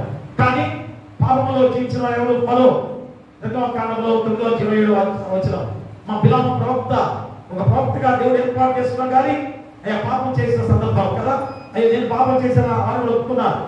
ఆకాను, సౌలు, దావీదు, యూదా వీరందరూ నేను పాపం చేసి ఒప్పుకున్నారు. కానీ వీరిలో కొంతమంది ఎవరు? ఫరో లాంటి వాడు కానీ, బిలాము ప్రవక్త కానీ, ఇంకా సౌలు కానీ, యూదా వీరందరూ కూడా పాపం ఒప్పుకున్నారు. నేను పాపం చేసిన ఒప్పుకున్నానే కానీ పశ్చాత్తాపడలేదు దేవుని దగ్గరికి వచ్చి. అయ్యా నేను పాపిని కనుక నా పాపాన్ని క్షమించు అని దేవుని దగ్గరికి రాలేకుండా తన జీవితాన్ని నష్టం చేసుకున్నాను. కానీ పేతురు నేను పాపిని అనే మాటకు భావము వేరు చేసిన ఆ భావము నా వేరు చేసిన తప్పుకు పాపినైనాను అనే భావంతో కాక జన్మమే పాపము అనే భావనలో మా పేతురు అనుకున్న గొప్ప విధానం. అయ్యా జన్మతః పాపము పాపుని, తల్లి గర్భంలోంచి మొదలుకొని కూడా పాపంతో పుట్టిన వాడిని. కాబట్టి ఆ పాప దోషం ఉన్న పాపిని అంగీకరించడం అనేది ఈరోజు పేతురునిచ్చే గొప్ప బాధ్యత.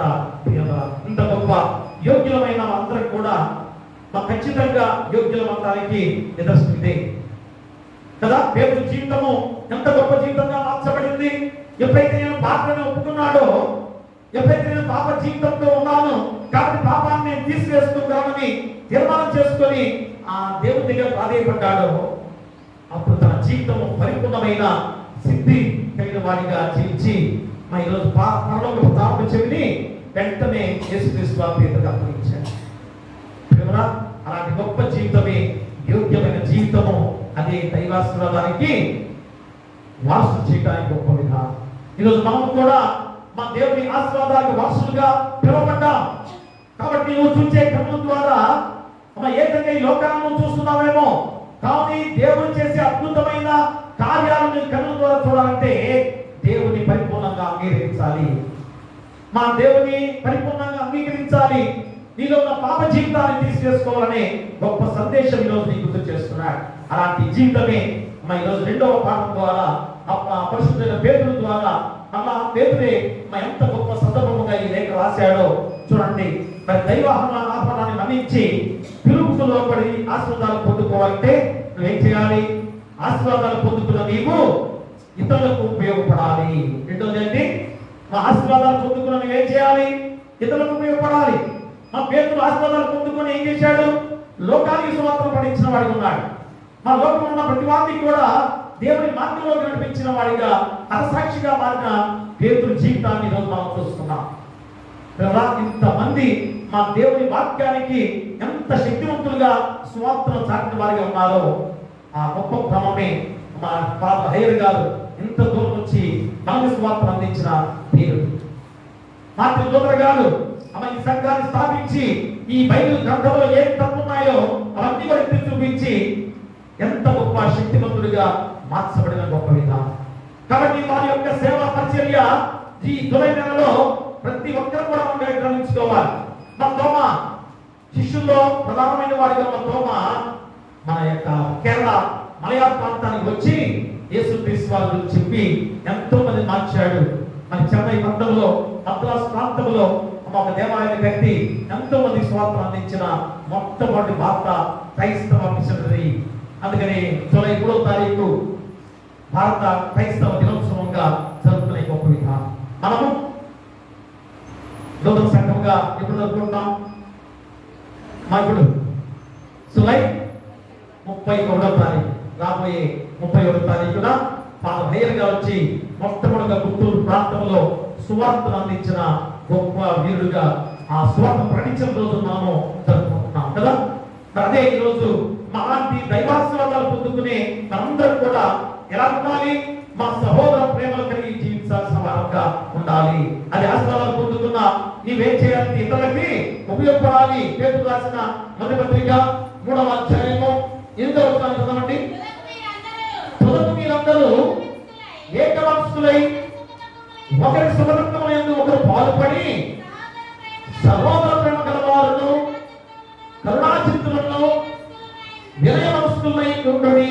ప్రియమైన ఎలా ఉండాలి? క్రైస్తవ విశ్వాసులందరూ కూడా ఏకవంశులై ఒకరి సుఖదుఖముల యందు ఒకరు పాలుపడి సహాయపడే వారిగా ఉండాలి. ఉన్నామా? మా క్రైస్తవ జీవితాలు ఈరోజు ఎంత గొప్పవో, ఎంత శక్తివంతులో మమ్మల్ని గుర్తు చేస్తున్న గొప్ప విధానం. ఏకవంశులుగా ఉన్నామా? ఏక హృదయంగా జీవిస్తున్నామా? అందుకని ఎప్పుడు సహాయపడగలమంటే ఏక మనస్కులై ఉన్నప్పుడు, ఇతరుల ఆలోచనతో ఏకీభవించినప్పుడు ఖచ్చితంగా క్రైస్తవ నీ జీవితంలో దేవునికి ఆశీర్వాదానికి వారసుడుగా నువ్వు ఉండబోతున్నావని గుర్తు చేస్తున్నాడు. ఉన్నారా? నువ్వు ఒక మాట చెప్తే ఇంకొకడు విశ్వసిస్తాడా? నువ్వు చెప్పే మాట కరెక్టా? కాదు, నేను చెప్పే మాట కరెక్ట్ అనే మనసు కదా. మా ఎవరన్నా ఎదుటివాడిని గౌరవించే వారికి ఉన్నామా? ఎదుటివాడి యొక్క మాటని స్వీకరించే వారికి ఉన్నామా? ఏ మాత్రం కూడా లేదు కదా. ఖచ్చితంగా నేనే గొప్ప అనే మా భయంకరమైన జీవితాలతో జీవిస్తున్నాం. కానీ ఎదుటివాడిని గౌరవించి తగ్గించుకుని జీవించిన వాడే ఆశీర్వాదానికి వారసుడని దేవుడు గుర్తు చేస్తున్నాడు. మనం జీవిస్తున్నామా? ఎదుటివాడి మాటని గౌరవించే వాడికి ఉన్నామా? అదే రోమా పత్రికలో అపోస్తలుడైన పౌలు రోమీయులకు రాసిన పత్రిక 12వ అధ్యాయం 16 చదవండి. 16-18 వచనాలు. యేసు వారితో ఏడుగుడి ఒకరితో ఒకడు మనసు కలిగి ఉండుడి, యేసు వాటి యందు మనసు ఉంచక తక్కువ వాటి యందు ఆసక్తులై ఉండుడి. మీకు మీరే బుద్ధిమంతులను అనుకునవద్దు, కీడుకు ప్రతిక్రియ చేయవద్దు. మనుషులందరి దృష్టికి యోగ్యమైన వాటిని గురించి ఆలోచన కలిగి ఉండుడి. శక్యమైతే మీ చేతనైనంత మట్టుకు సమస్త మనుషులతో సమాధానముగా ఉండుడి. ఈ 2 వచనాలు 3 వచనాల్లో ఎంత శక్తివంతమైన మాటలు క్రైస్తవులు దేవుడు అందిస్తున్నాడు. అపోస్తలుడైన పౌలు ద్వారా రోమా సంఘానికి, ఈరోజు సౌరవం సంఘానికి ఈ మాటలు మనం గుర్తు చేస్తున్న గొప్ప విధానం. యేసు వారితో ఏడుగుడి, ఒకరితో ఒకడు మనసు కలిగి ఉండుడి, యేసు వాటి యందు మనసు ఉంచక తక్కువ వాటి యందు ఆసక్తులై ఉండుడి. మీకు మీరే బుద్ధిమంతులని అనుకునవద్దు, కీడుకు ప్రతిక్రియ చేయవద్దు. మనుషులందరి దృష్టికి యోగ్యమైన వాటి గురించి ఆలోచన కలిగి ఉండుడి. శక్యమైతే మీ చేతనైనంత మట్టుకు సమస్త మనుషులతో సమాధానముగా ఉండుడి. ఉంటావా ప్రియారా? కాబట్టి సహాయపడటం, ఉపయోగపడుట దేవునికి ఇష్టమైన కార్యాలు. సహాయపడుట, ఇతరులకు సహాయం చేయుట మా దేవునికి ఇష్టమైన కార్యాలని గుర్తు చేస్తున్నాడు అపోస్తలుడైన పౌలు. హెబ్రీయులకు రాసిన పత్రికలో ఒకసారి అపోస్తలుడైన పౌలు హెబ్రీయులకు రాసిన పత్రిక 11వ అధ్యాయము 16వ వచనం చదవండి. 11వ అధ్యాయం 16వ వచనం. ఉపకారమును ధర్మమును చేయమర్చిపోకుడి, అట్టి యాగములు దేవునికి ఇష్టమైనది. అలాగే ఫిలిప్పీయులకు రాసిన పత్రికలో ఒకసారి అపోస్తలుడైన పౌలు ఫిలిప్పీయులకు రాసిన పత్రిక 4వ అధ్యాయము 18వ వచనాన్ని మనం చదువుకుందాం.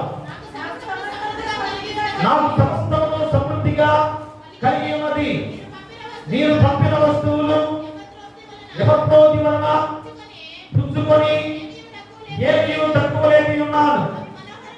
అది మనోహరమైన సువాసనయు దేవుని ప్రీతికరమును ఇష్టమైన యాగమునై ఉన్నది. ప్రియాదులరా, సహాయపడటము, ఉపయోగపడట దేవునికి ఇష్టమైన కార్యమై ఉన్నది కనుక ఖచ్చితంగా సహాయపడటం ద్వారా దేవుని రాజ్యమును స్వతంత్రించుకోగలము. ప్రియుడా, కాబట్టి ఈరోజు అపోస్తలుడైన పేతురు ఆమె ఎంత గొప్ప మాటలు చెబుతున్న గొప్ప సందర్భాన్ని ఈరోజు మనం గుర్తు చేస్తున్నాడు. అందుకనే మీరందరూ కూడా ఏక మనసులై ఒకరి సుఖదుఖములందు పాల్పడి సహోదర ప్రేమ కలిగిన వారుగా కరుణాచిత్తులను వినయ మనసులై ఉండుడి. ఆశీర్వాదములకు వారసులుగా మీరు పిలువబడితే కనుక కీడుకు ప్రతి కీడును, దూషణకు ప్రతి దూషణను చేయక నిలుచుడి. జీవమును ప్రేమించి మంచి దినమును చూడగోరువాడు చెడ్డదాన్ని పడకుండా తన నాలుకను, కపటపు మాటలు చెప్పకుండా తన పెదవులను కాచుకొనవలెను. అతను కీడు నుండి తొలగి మేలు చేయవలెను. సమాధానం వెతికి దాన్ని వెంటాడవలెను. ప్రభు కన్నులు నీతిమంతుల మీదను, ఆయన చెవులు వారి ప్రార్థన వైపులకు ఉన్నది. కానీ ప్రభు ముఖము కీడు చేయి వారికి విరోధంగా ఉన్నది. మీరు మంచి విషయంలో ఆసక్తి గలవారైతే మీకు హాని చేయవాడెవడు? మీరు ఒకవేళ నీతి నిమిత్తము శ్రమపడినను మీరు ధన్యులే. వారి బెదిరింపులకు భయపడకుడి, కలవర పడకుడి. ప్రియ దేవులారా, చూడండి ఎన్ని మంచి మాటలు పేతురు ద్వారా. ఎందుకంటే ప్రత్యక్ష సాక్షి యేసుక్రీస్తు వారి దగ్గర గొప్ప కార్యాలు, అద్భుత కార్యాలు చూశాడు కనుక ఖచ్చితంగా పేతురు మాటలు మనం గ్రహించాలి. మా పేతురు మాటలు ఖచ్చితంగా మన హృదయంలో భద్రపరచుకోవాలి. ఎందుకంటే చిన్న ఆసియాలో 5 సంఘాలు ఉన్నాయి. ఆ 5 సంఘాలు కూడా అన్య క్రైస్తవులుగా ఉన్నారు, అంటే క్రైస్తవులుగా మారిన వారు ఉన్నారు. వారందరూ కూడా శ్రమలు, శోధనలు వస్తున్నాయి.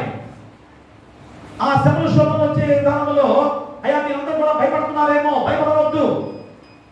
ఎప్పుడైతే శ్రమ ఓర్చుకొని మీరు ముందుకు సాగితే, ఖచ్చితంగా మీరు శ్రమను ఓర్చుకొని ముందుకు సాగిన వారిగా ఉన్నట్లయితే ఖచ్చితంగా మీ జీవితాలు ఆశీర్వాదానికి వారసులుగా ఉండబోతున్నారనే గొప్ప సందర్భాన్ని తెలియజేసిన పేతురు. ప్రియులారా, కాబట్టి నీతి నిమిత్తము శ్రమపడిన వారు ధన్యులు. ఎక్కడుంది? మత్తయి సువార్త 5వ అధ్యాయంలో మన మీద ప్రసంగంలో అవన్నీ కూడా ఉన్నాయి కదా మనకి. అలాంటి నీతి నిమిత్తము ఎవరైతే శ్రమపడతారో వారందరూ కూడా దైవాశీర్వాదానికి వారసులే. కాబట్టి ప్రియ దేవుడారా, చెడ్డదాన్ని పలకకుండా, తన నాలుకను ఇచ్చక మాట పలకకుండా, పెదవులు కలిగిన వారై మేలు చేయగల మనసుతో పాటు ప్రార్థన జీవితం జీవించగలిగినప్పుడే దైవాశీర్వాదానికి దక్కించుకునే శక్తివంతులు. ఖచ్చితంగా నీ నోరు, నీ నాలుక, మరి పెదవులు దేవుని మాటలే పలకాలి కానీ మా చెడ్డ మాటలు పలకకూడదు.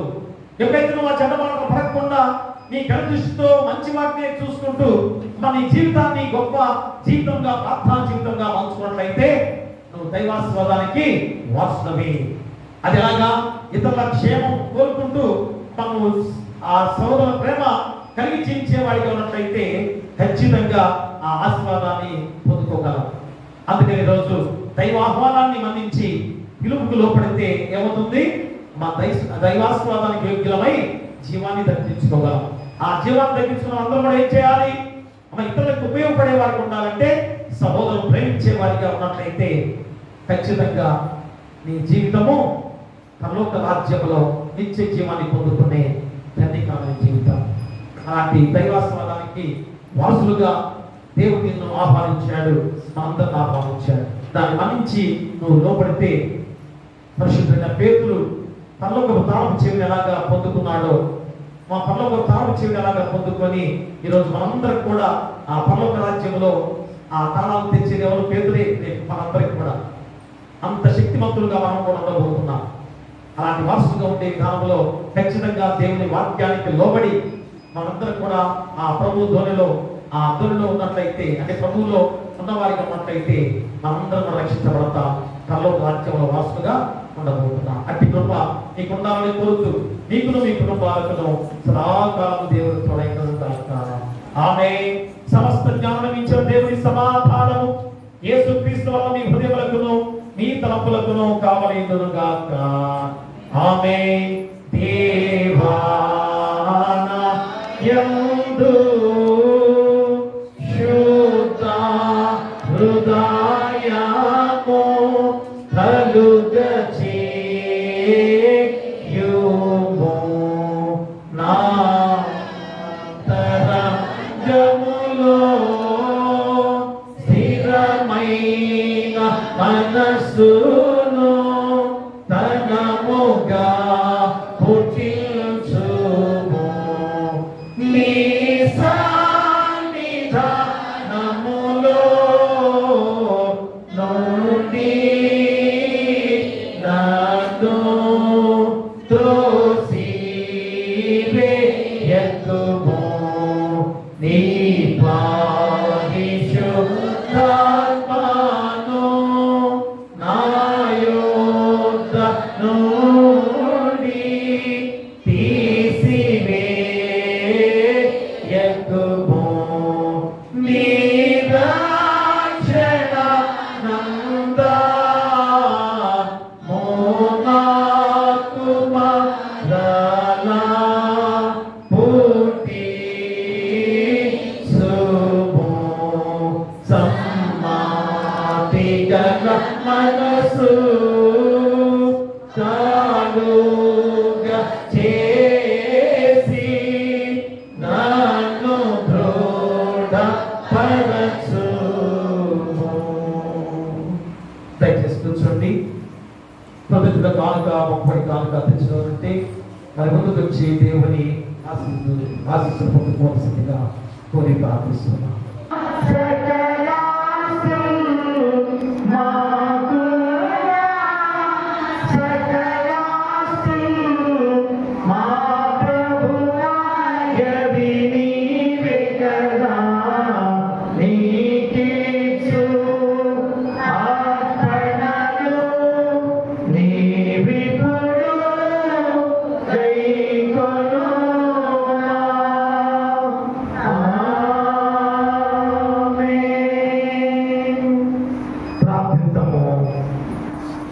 సకలాశ్వాదాలకు కారణభూతులమైన మా పరలోకపు తండ్రి, మహాపరిశుద్ధుడా, ప్రేమమయుడా, పరమందు వాసులుగా ఉన్న గొప్ప దేవ, మీకే వేలాది స్తుతులు స్తోత్రాలు. మనకు గొప్ప సమయముగా ఈ పరిశుద్ధ విశ్రాంతి దినము తెలుసుకున్న తర్వాత 5వ ఆదివారంలో మీ దివ్యమైన వాక్కుల చేత మా హృదయాలు నింపబడి నాయన వాక్యానుసారమైన జీవితంలో ఎన్నో ఆశీర్వాదాలతో నింపబడిన గొప్ప విధానం. అందుకని తండ్రి దైవ ఆహ్వానాన్ని మన్నించి అయా దేవుని పిలుపుకు లోబడితే మరి యోగ్యులమై జీవం పొందుకోగలమని అయా ఆశీర్వాదానికి అయా సహోదరులను ప్రేమించే గుణముతో జీవించే గొప్ప గుణముగా అయా మీరు గుర్తు చేసుకున్నారు. ఖచ్చితంగా దాని ద్వారా నిత్య జీవాన్ని పొందుకుని ఆ గొప్ప ఆశీర్వాదాలు మేము పొందుకోబోతున్నామని ఈ రోజు అంశం ద్వారా మా గుర్తు చేస్తున్నారు. అయా పేతురు జీవితము ఎంత గొప్ప జీవితంగా మార్చబడిందో, తన పాపాన్ని ఎప్పుడైతే ఒప్పుకున్నాడో పరిపూర్ణమైన జీవితంతో రోజు తగిన ఆయన చేపలు వాళ్ళు ఎన్నో చేపలు పడ్డాయని కాదు తండ్రి, దాని విషయంలో కాదు. ఈరోజు అందరూ కూడా చేపలు విస్తారంగా పడ్డాయని అనుకుంటారు. కానీ పేతురు కలిగిన గొప్ప కార్యం ఏంటనగా తన పాపాన్ని ఒప్పుకున్న సందర్భం, పరిపూర్ణమైన జీవితాన్ని పొందుకున్న గొప్ప విధానం. దాని ద్వారా పరలోకపు తాళపు చెవిని అప్పగించిన సందర్భమే తండ్రి నాయన. అలాంటి గొప్ప జీవితాలు దైవాశీర్వాదానికి వారసులుగా మేము పిలువబడ్డాం. కాబట్టి మేము ఎలా ఉండాలి? ఏక మనసులు కలిగి ఏక హృదయం కలిగి జీవించే ఆ గొప్ప గుణవంతుని రోజు మేము పొందుకోవాలి. అలాంటి స్థితితో మేమందరూ కూడా నిత్య జీవానికి వారసులు అని కూడా గుర్తు చేస్తున్నారు. నిన్న వాక్యాన్ని పరీక్ష చేయండి. ఆ వాక్యాన్ని వెలుగుగా చేసుకున్న వెలుగు గృహాల్లో ఆపాదించుకునే బాధ్యతలు దయచేయండి. వచ్చిన వాళ్ళు, రాని వాళ్ళు, భాప్యం ఉన్నవారు, నడివేసిన ఉన్నవారు, ఎవరి ప్రదేశం ఉన్నవారు, చిన్నబిడ్డలు, దుస్తులు, అనాథలు, అభాగ్యులు, జన్మేశ్వర కోసం దయచేయండి. బాధితులు తల్లి బిడ్డలు క్షేమంగా ఉంచండి. పిల్లలు లేని వారి బిడ్డలు దయచేయండి. వివాహాలు కాని వారి వివాహం చేయండి. అలాగే పక్కన వ్యాజ్యం చేస్తూ మీ కుటుంబ వారికి అనుకరింప చేసి ఆర్థికమైన ధనంలో సహాయం చేయండి. అలాగే ఉద్యోగాలు లేని వారికి ఉద్యోగాలు దయచేయండి. ఆర్థికంగా ఇబ్బంది పడుతున్న ఆర్థికంగా సహాయం చేయమని వీళ్ళు ప్రార్థన చేస్తున్నాం. అలాగే అనారోగ్యంతో బాధపడుతూ మోకాళ్ళెప్పులు, తలెప్పులు, కంట్లో గడ్డల క్యాన్సర్ వ్యాధులు, లివర్ జబ్బులు, టీబీ జబ్బులు, కిడ్నీ వ్యాధులు, ఎయిడ్స్ వ్యాధులు, కోవిడ్-19 వ్యాధి, అలాగే గుండె జబ్బులు, ఆపరేషన్ జరిగిన వారు, తల ఆపరేషన్ జరిగిన వారు, తలపల పోసిన విధానంలో బిడ్డలు, అలాగే జ్వరంతో ఉన్నవారు, బీపీలు, షుగర్తో ఉన్నవారు, థైరాయిడ్ సమస్యలు బాధపడుతున్న వారు, పక్షవాయువుతో బాధపడుతున్న వారు, ఇంకనైనా చర్మ వ్యాధితో బాధపడుతున్న వారు, ప్రతి ఒక్క బిడ్డను బట్టి మేము ప్రార్థన చేస్తున్నాం. యేసు నామములో గర్తించిన ఆయన మీ అసలతో తాకి ముట్టి స్వస్థపరచండి. మా సంఘంలో కాలు గాయాలు, చేతి గాయాలు, వెన్నుపూస గాయాలు, వేరే జబ్బులతో బాధపడుతున్న ప్రతి వారిని కూడా యేసు నామములో గర్తించి మీ అసలతో తాకి ముట్టి స్వస్థపరచమని వీళ్ళను ప్రార్థన చేస్తున్నాం. అలాగే కష్టమైన పనులు చేసుకునేవారు, కూలి పనులు, సిమెంట్ పనులు, సున్న పనులు, పాడి పనులు, కరెంట్ పనులు, పెయింట్ పనులు, రాడ్బిల్లి పనులు, వంటకం పనులు, మిర్చి ఆటకు వెళ్ళేవారు, వేరే పనులు చేసుకునేవారు, ప్రతి ఒక్కరు పెట్టుకోవడం మేము ప్రార్థన చేస్తున్నాం. వారి కష్టాల దగ్గర ప్రతిఫలంతో తిరిగి మళ్ళా క్షేమకరంగా గృహాలు నడిపించమని వీళ్ళు ప్రార్థన చేస్తున్నాం. అలాగే వాహనాలు వెళ్ళే ప్రతి వారి విషయం మేము ప్రార్థన చేస్తున్నాం. బస్ డ్రైవర్లు కానీ, లారీ డ్రైవర్లు కానీ, కార్ డ్రైవర్లు కానీ, ఆటో డ్రైవర్లు కానీ, బైక్ డ్రైవర్లు కానీ, ప్రతి ఒక్కరిని కూడా క్షేమకరంగా నడిపించమని వీళ్ళు ప్రార్థన చేస్తున్నాం. అలాగే వ్యవసాయదారులు విత్తనాలు నాటి ఉన్నారు. అతివృష్టి అనావృష్టి కాకుండా సమపాతమైన వర్షపాతం చేత చక్కగా ఆ విత్తనాలు మొలిచి చక్కని పంట పట్టే బాధ్యత ప్రతి వ్యవసాయదారులు దయచేయండి. అటు వారికి దయచేయండి. అలాగే వ్యాపారస్తులు, చిన్న వ్యాపారస్తులు, పెద్ద వ్యాపారస్తులైనా చేసే వ్యాపారంలో లాభదాయకంగా నడిపించి వారి కుటుంబాన్ని పోషించుకునే బాధ్యత దయచేయండి. అలాగే ఉద్యోగస్తులు వాటికి తోడుగా ఉండండి. ప్రమోషన్తో దీవించండి. అలాగే దూర ప్రాంతాల్లో, ఇతర దేశాల్లో, ఇతర రాష్ట్రాల్లో ఉద్యోగాలు చేసే వీళ్ళందరూ బట్టి కూడా మేము ప్రార్థన చేస్తున్నాం. దీవించి బలపరిచే శోధన నీకుండా ఇందులో గొప్ప స్థితిలో నడిచే బాధ్యత వారికి దయచేయండి. అలాగే చదువుకునే బిడ్డల విషయంలో ప్రార్థన చేస్తున్నాం.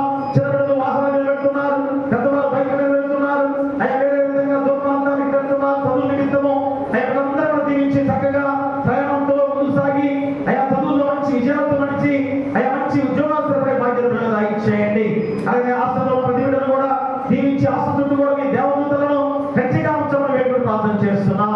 అలాగే సేవకులుగా డాక్టర్లు, నర్సులు, ఆశావర్కర్లు, వాలంటీర్లు, పోలీసు వారి, ఎంఆర్ఓ, పంచాయతీ సెక్రటరీలు, పారిశుద్ధ పనులు చేసేవారు, ఎండిఓ, రాష్ట్రపతులు, ప్రధానమంత్రులు, ముఖ్యమంత్రులు, మంత్రులు, ఎమ్మెల్యేలు, గ్రామ సర్పంచ్, ఎంపీటీసీ, జెడ్పీటీసీ వారు, అంగన్వాడీ ఉద్యోగస్తులు, సచివాలయ ఉద్యోగస్తులు, వేరే ఉద్యోగాలు చేసే ప్రతి వారిని కూడా వారు దేనికైతే ఏర్పాటు చేస్తున్నారో దాన్ని చక్కగా ఏ లంచగొండితనం లేకుండా చక్కని పరిపాలన ద్వారా న్యాయ పరిపాలనతో సమాధానంగా ముందుకు సాగి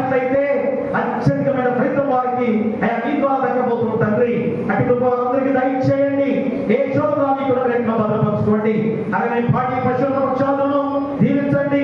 పశువుల కాపులను దొంగ కాపులను దీవించి బలపరచండి.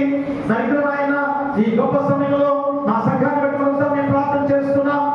గారిని సంఘ బిడ్డలను గొప్పలను పిసిసి వారిని సమాధిని దీవించి సంఘాన్ని అభివృద్ధిలో నడిచే బాధ్యత దయచేయండి. ఏసీ సంఘ విషయంలో ప్రార్థన చేస్తున్నాం. ఫాదర్ హయ్యర్ గారు స్వార్థ నుంచి ఎన్ని సంఘాలు 6 శరణులు ఆయన ఎంత గొప్ప సేవా పరిచయం ద్వారా ఇతర దేశంలో కూడా కువైట్ దేశంలో కూడా నూతన సంఘం స్థాపించబడిన గొప్ప విధానం. అంతటి గొప్ప సంఘం విషయంలో న్యాయమూర్తులుగా జడ్జి అయినా వారిని పంపించారు. వారి ద్వారా చక్కటి ఎలక్షన్ జరిగి చక్కటి న్యాయ పరిపాలన ద్వారా ముందుకు సాగి ఏసీ సంఘాన్ని అభివృద్ధిలో ప్రతి ఒక్కరిని వారి సంఘాన్ని అభివృద్ధి చేసే దానిలో నడిపించే బాధ్యత దయచేయండి.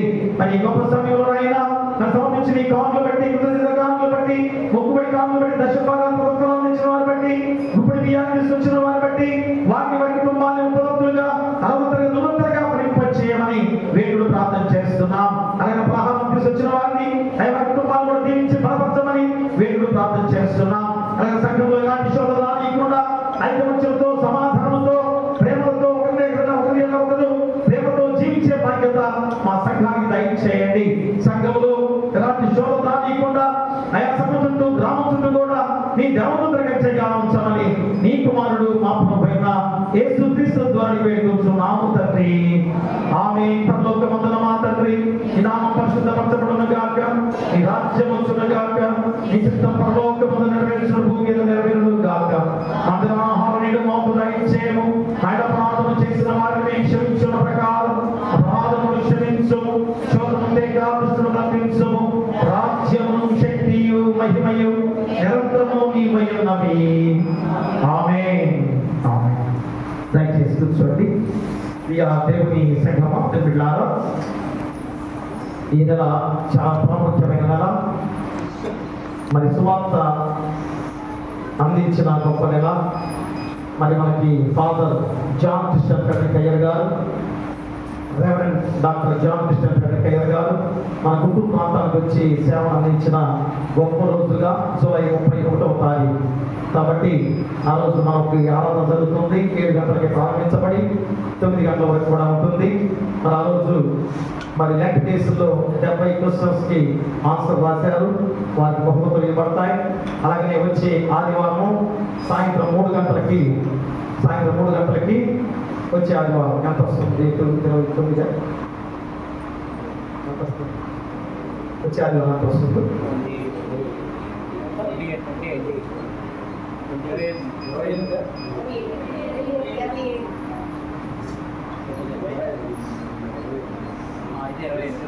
27వ తారీఖు వస్తుంది. దయచేసి 3 గంటలకి మా 5th క్లాస్ మొదలుకొని స్త్రీలు, పురుషులు, యవనస్తులు అందరూ కూడా, యవనస్తులకి 5th క్లాస్ నుంచి పై అందరికి కూడా ఎగ్జామ్ పెడతాం. స్త్రీలకి, ఓన్లీ స్త్రీలకి క్విజ్ పోటీ ఉంటుంది. ఫాదర్ హయ్యర్ గారి జీవితం మీద ఈసారి పేపర్స్ మార్చబడ్డాయి. వేరే పేపర్స్ వేస్తున్నా. అదే అంటే కొద్దిగా వేరేగా ఉంటాయి. ఎందుకంటే దగ్గరగా ఆ సువార్త సేవ చేసిన అవి కూడా వస్తాయి దాంట్లో. మరి పేపర్స్ పాస్టర్ గారి దగ్గర ఉన్నాయి. అయిపోయిన తర్వాత మీరు పాస్టర్ గారి దగ్గర తీసుకోవాల్సిందిగా కోరి ప్రార్థిస్తున్నా. అందరు కూడా మరి తీసుకొని చదువుకుని వచ్చే ఆదివారం తీసుకోటి స్త్రీలందరికీ కూడా తీసుకోటి ఉంటుంది. మరి పురుషులకి, యవనస్తులకి, చిన్నపిల్లలకి 5వ తరగతి నుంచి 10వ తరగతి అందరూ కూడా ఎగ్జామ్ ఉంది 3 గంటలకి. దయచేసి అందరూ కూడా పాల్గొనవలసిందిగా కోరి ప్రార్థిస్తున్నాం. వారికి కూడా 31వ తారీఖున బహుమతులు ప్రదానం చేయబడుతుంది కనుక అందరూ సిద్ధపడవలసిందిగా కోరి ప్రార్థిస్తున్నాం. అలాగే పలహారము వాసపడ్ల ముత్తయ్య గారు, అంతులమ్మ గారి కుటుంబం నుంచి పలహారం తీసుకొచ్చారు. వారి కుటుంబాన్ని దేవుడు దీవించును గాక. దీవెనతో సెలవిమ్ము కర్తా, మాకు నీ దీవెనతో సెలవిమ్ము కర్తా.